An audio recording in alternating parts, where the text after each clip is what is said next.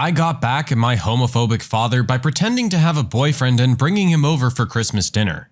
Here's what happened. Subscribe to Am I the Jerk on YouTube and hit the bell for notifications.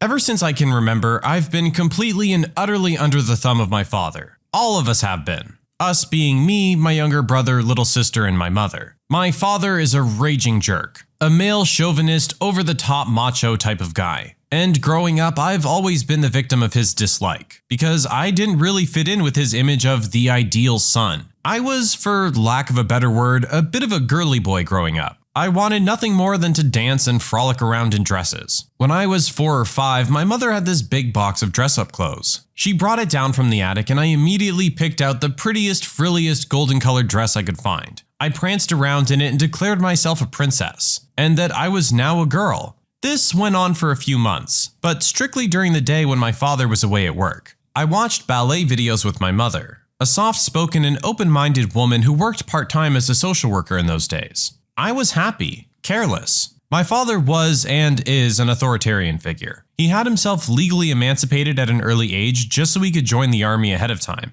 After 3 years in the army, he left as a lower-level officer and started a career as a seaman. He was a captain when he and my mother met and had me. Later, he left his naval career and became a traveling salesman. Think Don Draper if Don Draper was a 6'4" Western European man with curly graying hair and piercing blue eyes. I've always found him incredibly intimidating, and I think my mother did too. Anyway, long story short, he came home early one day. He saw me in my dress and told me in an icy voice, "Go take that off. After you take it off, go sit on the sofa." So I took it off, little hands trembling, and next he summoned my mother into the room, demanded to know what the hell she'd been doing to this boy. I had never seen a person shrink so much so quickly. I myself was like a tiny little fly on the wall at this point, barely present. He took the box with clothes up to the attic, put a lock on it, and informed us that we were not to touch it until my wife gives me a daughter. It stayed there in the attic untouched until my sister was born 10 years later. My father took more of an interest in my upbringing at this point. He took me to see Navy ships, races, and made me go to martial arts. He seemed determined to make a man out of me, and in some ways he succeeded. One thing he allowed me to do was keep my long hair, knowing I was bullied at school for it and wanted at times to cut it off for that reason. He insisted I keep my long hair, face the bullies, and beat the crap out of them every time they called me a girl to show them how much of a girl I was. I did just that. It toughened me up in some way, but it also damaged me in other ways. By the time I went to college, I had grown into a pretty normal dude. I wasn't gay, I wasn't even a crossdresser, although deep down inside I still had those urges. I tried desperately to fit in and be what he wanted me to be, but I also grew more and more resentful. In college, I made a lot of different friends, including some guys I met in an acting class we both took. One of them was pretty much your typical flaming and fabulous type of guy. He was as over-the-top gay as my father was over-the-top straight. I told him one night when we were drinking about my upbringing and my terrible father. And my friend, let's call him Paul, suggested I should get back at him. I asked him how. Basically, why not pretend like I was gay? But not just say it over the phone or something, or even to my father's face in person. No, much better. I'd hint for weeks in advance about having met somebody and being in a relationship. I'd say it was a girl. I would ask if I could bring Paula over for dinner at Christmas when the whole family would be there, and I'd arrive at the house with Paul instead. So I did exactly that.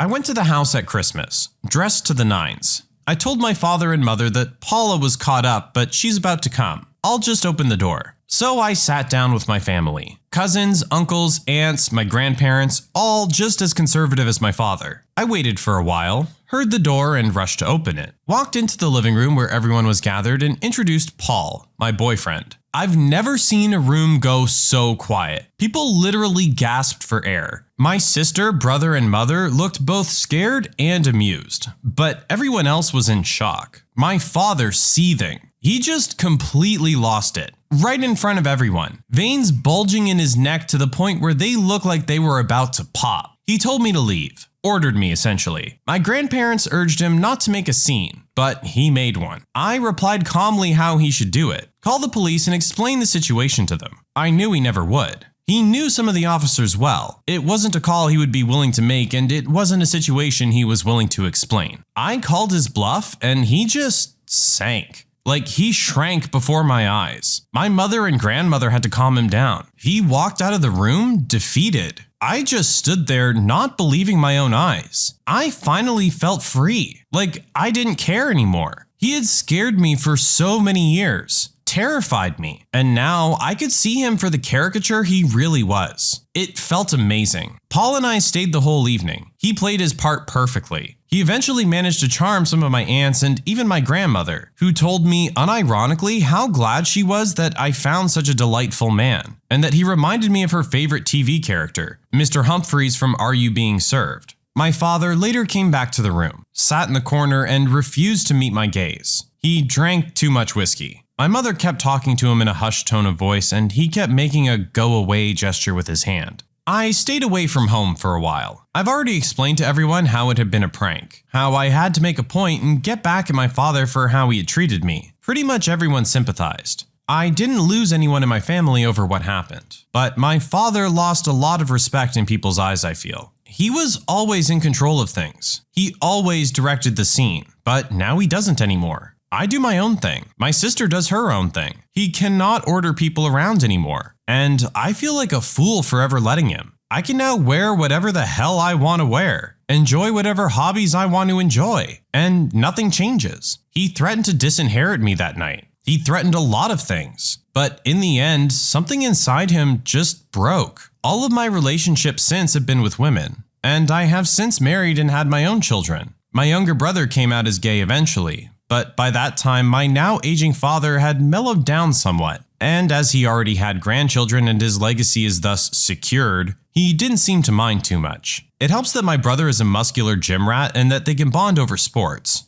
more than my father and I ever did. But whenever the subject of sexuality comes up, my father is still incredibly awkward. I don't think it will ever change, but I feel my revenge has been pretty successful in the end. He was being a jerk and somebody had to show him. I think our original poster handled this pretty well, honestly. He went to an extreme to show just how extreme his father was being in return, and it seems like the message may have gotten across. He wasn't happy about it at first, and it probably took a little while for the message to really set in. But the fact that his brother later came out as gay and dad was okay with it does show that there was some growth there. And I'm sure this interaction had a lot to do with that. As our poster said, he got a lot of backlash from the rest of the family as well. So maybe with it coming from so many different directions that what he's doing is wrong, someone was able to get through and it finally clicked for him. I'm really happy with how the story ended. Everyone seems to be in a better place as a result.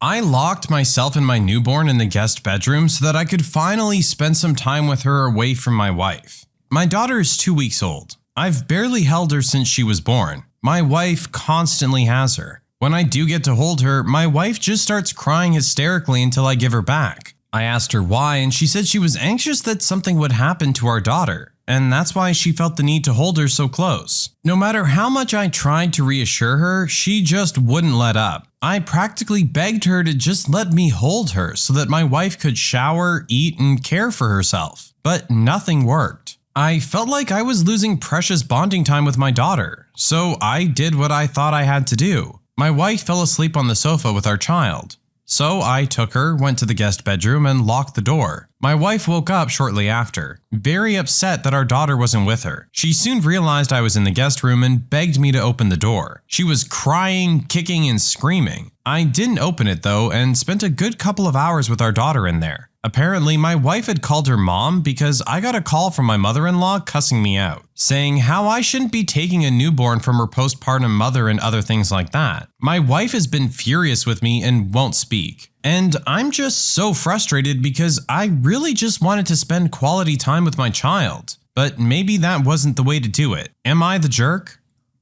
Okay, so this is another one where I feel like I can see it from both sides. I absolutely understand how our original poster feels, that this is an important time with the baby, and the way that the mother feels, he feels as well. He wants to be able to spend some time with his child as well. Now, that being said, Yes, Mother is going through a lot right now. I'm not a doctor and I'm not going to pretend to be one, but we all know about postpartum depression. I think it's pretty clear from her actions here that she doesn't seem to be behaving rationally. And to be honest, right now, it's kind of hard to expect her to be able to. I really think that she needs to talk to someone. This is something that she does need to get over. Her husband needs to be able to spend time with the child as well. I don't know. Like I said, I'm not a doctor, but in terms of everything being fair and equal, the mother's behavior is over the top here. My sister's ex ruined her only birth experience, so I made sure he'd never forget her. When I was 14 and my oldest sister Sarah was 22, we found out that she was pregnant with Paul, her boyfriend of 4 years. They immediately got engaged and they were really happy, for a time. Sarah had a horrible pregnancy. About 16 to 18 weeks in, the wonder of creating a human life evaporated within her. She developed hyperemesis, which, if you don't know, is really bad morning sickness. She was in constant pain. She developed gestational diabetes and just all around hated the experience. Around this time, Paul, the then fiance, started getting sick of the complaining. I believe the argument was, "Your body was built to do this, it can't be that bad." Sarah was due around Valentine's Day, and Paul's parents, Mr. and Mrs. Doe, were both very excited, both about the grandkid and the fact that he could be born on a holiday. She was very against that and really hoped that her son wouldn't be born on a holiday, even one as small as Valentine's Day. Her birthday sometimes falls on Easter and she hates it. She was worried it might make him feel that his day isn't very much about him. Well, Mrs. Doe says something like, "Well, if you name him Valentine or Valentino, then that'll make the day even more special to him." Again, sister hated the idea. She thought it was so tacky. He'd be bullied for it and just really didn't like the name Valentino. Paul loved it, but agreed to go with a more average name like Daniel or Jared. Fast forward to February and she was ready to get this over with. Sarah had officially been put on bed rest because while standing or walking, her blood pressure took unexpected spikes and dips. I look back now and I really do feel bad for her. She was doing her best to avoid giving birth on Valentine's Day because, again, she didn't want him to be born on a holiday. Unfortunately, births happen when they happen, and that baby was gonna come on Valentine's whether she wanted him to or not. I remember waiting out in the waiting room with my dad, brothers, and Paul, who couldn't stand to be in the delivery room because it was gross. I was so mad that he could have gone in but wouldn't because he thought my sister was gross while giving birth. Whereas I had to stay outside because I was too young to go in with my mom and other sister. Dad went home with the youngest 2 brothers while the oldest, Zeke, stayed to watch me because I refused to leave. 16 hours after Sarah went into labor, my little nephew was officially part of the family on the evening of Valentine's Day. Unfortunately, Sarah was not okay. She had to have an emergency cesarean section and while doing the operation discovered that the back of her uterus facing her spinal cord had a very large and very severe, thankfully non-cancerous tumor. When I say large, I mean it was twice the size of a standard uterus. The doctors were shocked and didn't understand why nobody had noticed it on an ultrasound. It accounted for her severe back pain and blood pressure issues. The doctors immediately went in for more surgery to remove the tumor, but sadly ended up having to perform a full hysterectomy. This meant that my nephew would be Sarah's only child. Now, while Sarah was in for surgery, Paul was taking care of everything baby related to make sure his son was okay. In my 14-year-old self's memory, I remember him being suitably distraught, but I didn't really pay him much mind and spend my time in the waiting room with my mother and other sister. Zeke, however, wanted to be a good future brother-in-law and made sure that Paul was okay. He found Paul filling out the baby paperwork on his own, looking, in my brother's words, like he had not a single worry in his mind. Zeke asked why Paul didn't wait for Sarah to fill out the paperwork as she should be out of surgery within the hour, and Paul said he just wanted her to get her rest and heal. That checked out with Zeke as he was 16 and didn't know any better at the time. Now, I know what you're probably thinking. No, he wouldn't. He knows how much she hates that name, and still she'd need to sign the paperwork too. My fellow peoples of Reddit, I regret to inform you that Paul forged Sarah's signature on the paperwork and waited until she was out of surgery to hand said paperwork over. My sweet nephew that was born on Valentine's Day was named Valentino on his official birth certificate. I still to this day don't know why Paul and his family were so insistent about the name. He had even picked out a different one with my sister. And before you ask, no, he was never brought up on forgery charges because his parents were witnesses to her signing the papers, even though they only got there at the last minute. So Sarah dumped him and got her son's name changed a month later. She was willing to do split custody with him because that's her son's father, and she wants the kid to know him. But Paul vanished and she never heard anything back, which seemed weirdly out of character to us, until a mutual friend on Facebook was tagged in his wedding pictures 6 months later. Paul had apparently started cheating on her not long after she got pregnant. Sarah was livid, but there wasn't much she could do, so she filed for child support and continued to live her best life. Until 6 years later. And this is where the revenge begins, my friends. So Sarah has been a single mother for the past 6 years and has been amazing at it. At this point in my career, I've been a hairdresser for about 6 months at our local Great Clips. I'm working one day and who is seated before me but Paul's wife, Jane herself. I take her back for a trim and she clearly has no idea who I am. That adds up because a mutual friend that still keeps in contact with Paul said that Jane doesn't know a thing. She has no idea about Sarah, that she was the other woman, or that Paul actually has a kid that he's been infrequently paying child support for. She's in the dark on it all. I told myself not to be a jerk and treat her like a normal customer, which I did. Now, at this point, Jane was heavily pregnant, so a lot of our conversation was about that. She loved being pregnant, but it was hard. Her husband was so unsympathetic, big shocker, and she was due in 10 weeks, and they still hadn't picked out a name for their baby girl. Ladies and gentlemen, this was my chance. I asked what kind of name she was looking for, and she said, I want something unique and unusual, but not ridiculous like Bryant Leia. You know the kind of names I'm talking about. And Paula suggested so many already, and she didn't like any of them. So I, the conniving little weasel that I am, said, what about Sarah? My sister's name isn't actually Sarah. She was named after an older family member that passed not long before she was born, but there was no female equivalent for this name, so our parents created one. It's a beautiful name and just what Jane was looking for. She loved it. She stuck by it. And I found out by stalking her Facebook months later that she had put her foot down about it, and that was their daughter's name. Now Paul has a daughter with his ex's name to remind him every day about her, and to also remind him to pay his child support.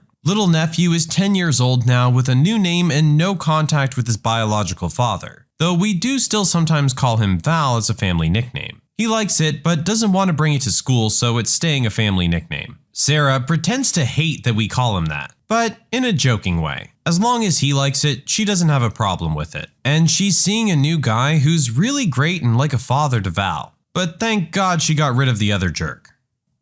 This story is almost too perfect. I really hope this is real. All the pieces came together so nicely in the end. And yeah, screw this guy. He deserves it. The only issue I have is what happens when Jane finds out about all of this. I mean, surely he can't keep it a secret forever that he has another kid that he's paying child support for. And I don't think she would appreciate being a part of this little joke, as funny as it may be. But honestly, I'm glad Sarah ditched this guy and she was doing well on her own. Sounds like he only would have just caused stupidity and problems along the way. My mom made me apologize to my siblings for trying to take my own life. This happened when I was 12. I didn't grow up in the best household. Forced homeschooling, no sports or outside activities. So really, I was stuck home all the time. My mom taught me things while homeschooling, which was just me in the background watching her teach my siblings. I'm the youngest of 4. But anyway, that's really besides the point. The main one is that I was incredibly depressed. I tried to take my own life in the bathtub and got close to passing out before my body of course forced me up for air. As a child, I freaked out because I knew what I was trying to do, but not exactly why. So I quickly got dressed and went straight to my mom. She then proceeded to ask how I tried. made me show her the bathroom, and then just shook her head and sighed. Called all my siblings to the dining room, had them sit down, looked at me and said, "Do you want to tell your siblings what you just tried to do and apologize?" All I remember thinking was, is she serious? But bit my tongue and told them anyway. I tried to take my own life. I'm sorry. There wasn't really a reaction. My two eldest siblings kinda just shrugged. But then my one sister that's just a year older later told me that she was happy I didn't do it. So yeah, it was never talked about again. I'm not even sure if my dad was told. There was many other attempts later in life, but I'm 21 now, still depressed and have self-body image issues. I live with my boyfriend of 6 years and barely talk to any of them now. I really don't think I was being the jerk here. Yeah, no kidding. This has got to be one of the worst mothers I've ever heard of. What kind of reaction is that? Like, there barely was a reaction. Most parents would be completely distraught over something like this. I don't understand how she could just shrug it off so easily. There's really not a lot to build on this one. She's a horrible mother, and I think anyone is going to agree with that. When you subscribe, make sure to hit the bell to turn on notifications. Put the playlist on in the background to finish listening to all the stories, linked at the top of the description. And if you like Am I the Jerk, give Am I the Genius a shot, linked in the description as well. Either way, thanks a lot for watching, and we'll see you guys next time.